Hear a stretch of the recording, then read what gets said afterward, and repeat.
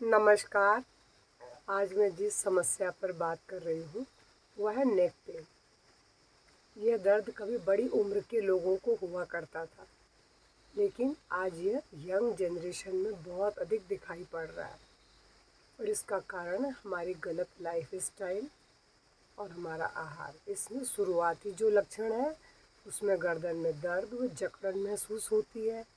गर्दन के मूवमेंट में हम तकलीफ दर्द अनुभव करते हैं। और इसके साथ शुरुआत में तो बहुत ज़्यादा नहीं होता है, लेकिन जब हम इसे अवॉइड करते रहते हैं तो गर्दन की मांसपेशियों में सूजन आ जाती है और इसकी वजह से हमारे हाथों में दर्द और हाथ में सुन्नपन का अनुभव होता है। धीरे धीरे सिर में दर्द, चक्कर आना और उल्टी जैसे लक्षण भी दिखाई पड़ते हैं। हालांकि अगर शुरुआती अवस्था में ही कुछ एक्सरसाइज कर ली जाए तो इसकी पूरी तरह से रोकथाम संभव है। और ऐसा भी नहीं है, जब रोग बढ़ भी जाता है तो भी इसका सबसे अच्छा उपचार तो एक्सरसाइज ही है। हाँ, कभी कभी ऐसी अवस्था आती है जहाँ पर हमें सर्जरी की ज़रूरत पड़ती है।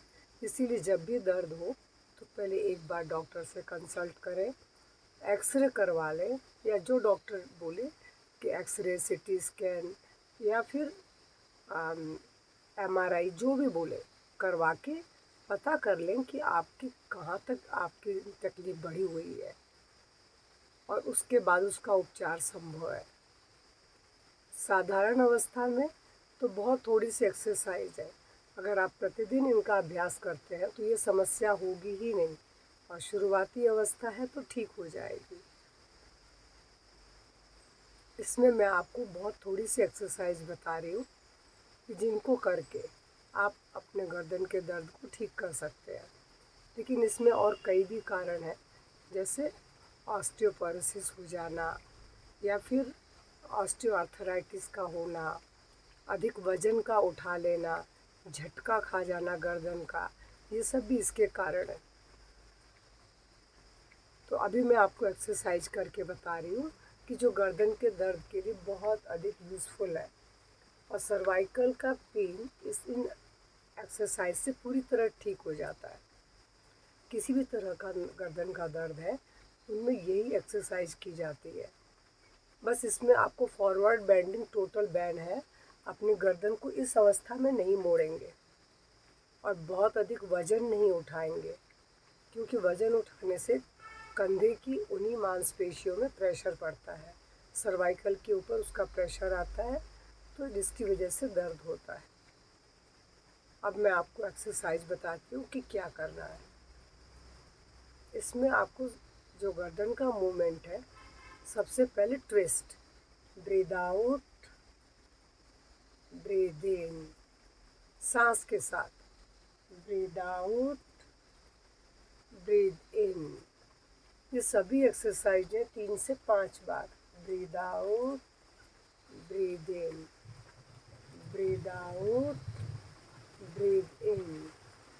मैं कम कर रही हूँ, आपको 3 से 5 बार करना है। अभी हमने ट्विस्ट किया है, अब हम बेंडिंग कर रहे हैं। Breathe in, breathe out. आपको इस तरीके से गर्दन को दोबारा नहीं मोड़ना है, क्योंकि आपके लिए फॉरवर्ड बेंडिंग बैन है। आप पीछे पूरी तरह से लेके जाएं गर्दन को। Breathe in, breathe out. लेकिन हाँ, अगर आपको पीछे अधिक ले जाने में दर्द हो रहा है तो जहाँ दर्द शुरू हो रहा है बस वहीं तक ले जाए, उसके बाद आगे ना बढ़ाएं। धीरे धीरे जैसे ही मसल्स आपकी रिलैक्स होगी, आपका दर्द कम होता जाएगा और आप गर्दन अच्छी तरह और पीछे ले जा पाएंगे। इसलिए ब्रीद इन, ब्रीद आउट, ये भी 3 से 5 बार शुरुआत में। उसके बाद थोड़ी संख्या बढ़ा सकते हैं। इसी तरह से साइड में, ब्रीद आउट, ब्रीद इन।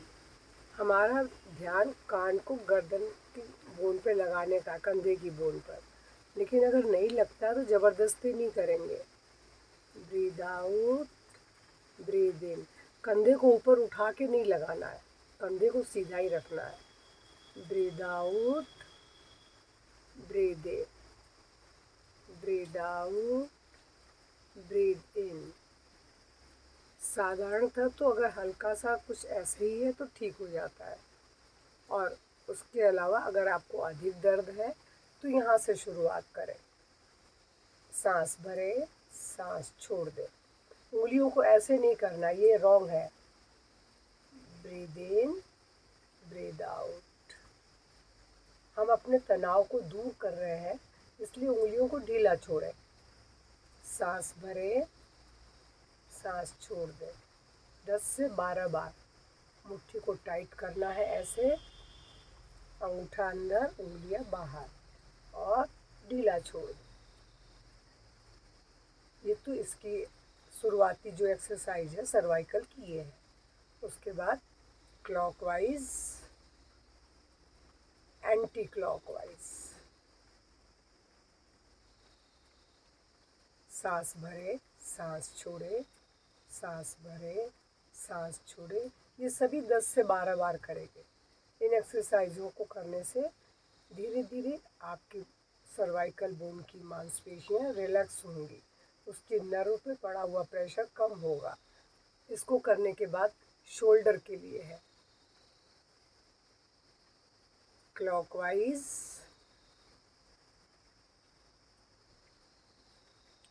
एंटी क्लॉक, 5 से 7 बार। इसके बाद इस तरीके से हाथ यहाँ रखें, सांस छोड़ें, मतलब कोनी मिल रही है तो ब्रीद आउट है। सांस भरे, पूरा सर्कल बनाएंगे।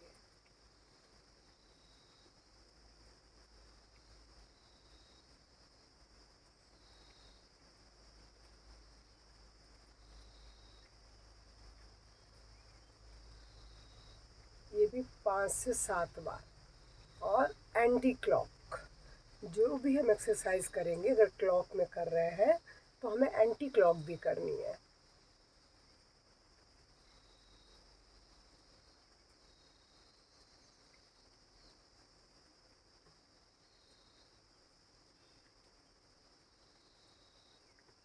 हमने अभी हाथों से शुरुआत की, उंगलियों से, उंगलियों की करके रिस्ट जॉइंट की है, फिर शोल्डर जॉइंट की है।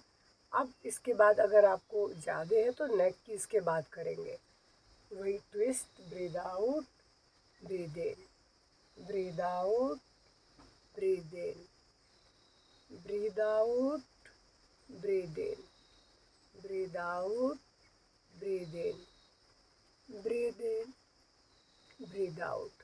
ये मैंने चूँकि पहले करके बता दी थी इसलिए एक एक बार करके बता रही हूँ कि आपको इस तरीके से करनी है।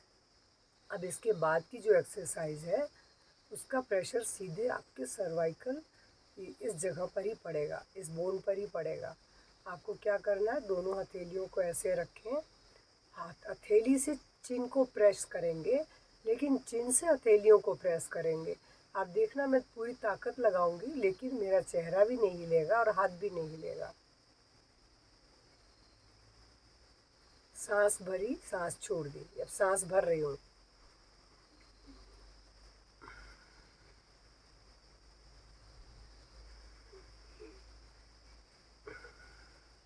जब आप इससे प्रेस कर रहे होते हैं तो इसका प्रेशर आपको यहाँ वाली बोन पर ही पड़ता है, जिसकी वजह से आपको दर्द में आराम मिलता है। अब यहाँ पर भी 3 से 5 बार करने के बाद अब आप पहले राइट साइड में राइट हथेली से प्रेस करें। इसी तरीके से हाथ से इसको प्रेस करेंगे, इससे इसको हाथ को प्रेस करेंगे, पूरी ताकत लगाएंगे, लेकिन कोई चीज़ हिलनी नहीं चाहिए। आप ऐसे करते हुए ऐसे नहीं कर देना है, बस ताकत लगाएं, लेकिन देखिए कोई चीज़ नहीं हिल रही है।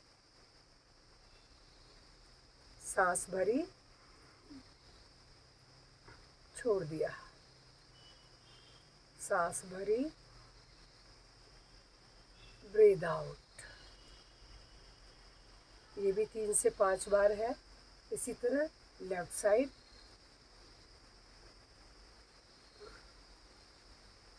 Breathe in,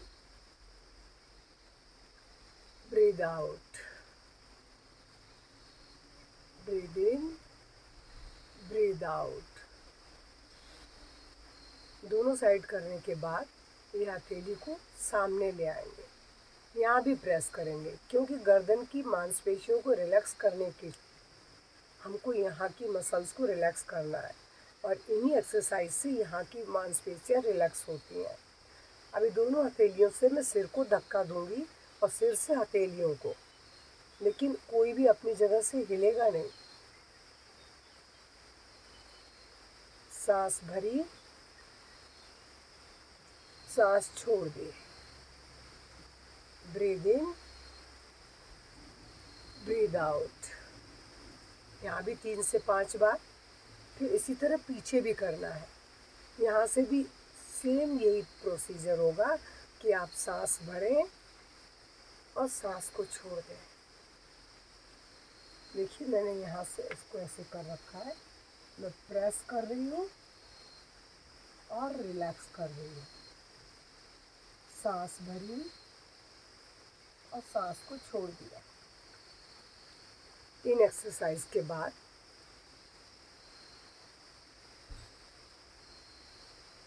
breathe in, breathe out, breathe in, breathe out. ये सारी एक्सरसाइजें आपको 3 से 5 बार करनी है और प्रतिदिन करनी है। अगर आप रोज करते हैं, बेशक बहुत लोग ये क्या करते हैं गलती कि करते तो हैं, जब ठीक हो जाता है तो छोड़ देते हैं और वो सोचते हैं कि परमानेंटली ठीक है। हो सकता है आपको साल, 2 साल, 3 साल या 10 साल भी ना हो, लेकिन दोबारा होता है क्योंकि जो भी चीज़ एक बार डैमेज हो गई है स्पाइन की, पूरी तरह से वो ठीक नहीं होती है। अगर आप एक्सरसाइज करते रहेंगे, बेशक हफ्ते में 4 दिन करें, अगर आप ठीक हो गए हैं तो हफ्ते में 3-4 दिन ज़रूर करें, जिससे कि वहाँ की मांसपेशियाँ हमेशा रिलैक्स रहेंगी और दर्द नहीं होगा। गर्दन की दर्द के लिए गर्दन की स्पेसिफिक एक्सरसाइज है, जिससे ही आप अपने गर्दन के दर्द को ठीक कर सकते हैं। बस जो चीज़ें मैंने मना की है, फॉरवर्ड बेंडिंग नहीं करनी है आपको कभी भी, और इवन आपके अधिक वज़न नहीं उठाना है आपको, और अपने आहार को बदलना पड़ेगा। अब मैं तो कई बार कैल्शियम और विटामिन डी की कमी से भी गर्दन में दर्द होता है, तो हमें ऐसी चीज़ों को लेना जैसे दूध, दही, जिसके अंदर कैल्शियम भरपूर है।